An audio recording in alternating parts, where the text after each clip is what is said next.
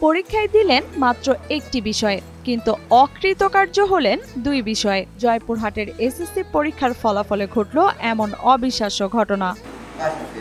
আমি পরীক্ষা দিলাম এক বিষয়ে, সে জায়গাতে আমার দুই বিষয় ফেল কিভাবে আসে? জয়পুরহাটের আক্কেলপুর উপজেলার শ্রীকর্ণ দীঘি উচ্চ বিদ্যালয়ের এসএসসি পরীক্ষার ফলাফলে জিৎচন্দ্র মহন্ত নামের এক শিক্ষার্থীর ফলাফলে এমন বিভ্রান্তমূলক তথ্য জানা যায়। 2024 সালে এসএসসি পরীক্ষা দিই, সেখানে আমার গণিত বিষয় ফেল আসে। দীর্ঘ এক বছর লেখাপড়া করার পর আমি যখন 2025 সালে পরীক্ষাটা দিই, তখন ফল প্রকাশের দিন দেখতেছি যে আমার দুই বিষয়ে ফেল। আমরা গতবার গণিতে ফেল করছি, কৃষিতে পাস করছিলাম। তো এবার আমরা আবার পরীক্ষা দিয়েছি, গণিতে পাস করছি কিন্তু এগ্রিকালচারে আমাদের ফেল আসছে। 2024 সালের এসএসসি পরীক্ষায় শিক্ষার্থী জিৎ মহন্ত 14 বিষয়ে পরীক্ষা দিয়ে কেবল গণিতে অকৃতকার্য হন। পরের বছর অর্থাৎ 2025 সালের পরীক্ষায় সে গণিত বিষয়ে পরীক্ষা দিলে ফলাফলে দেখা যায় গণিত ছাড়াও কৃষি শিক্ষা নামের আরো এক বিষয়ে সে ফেল করেন। আমি গত বছর এসএসসি পরীক্ষা দিয়েছিলাম, আমার গণিতে ফেল কিন্তু কৃষিতে এ প্লাস ছিল। এইবার আমি গণিতে অংশগ্রহণ করেছি আর গণিতে পাস করে দিয়েছি, কিন্তু কৃষিতে ফেল করে দিয়েছে।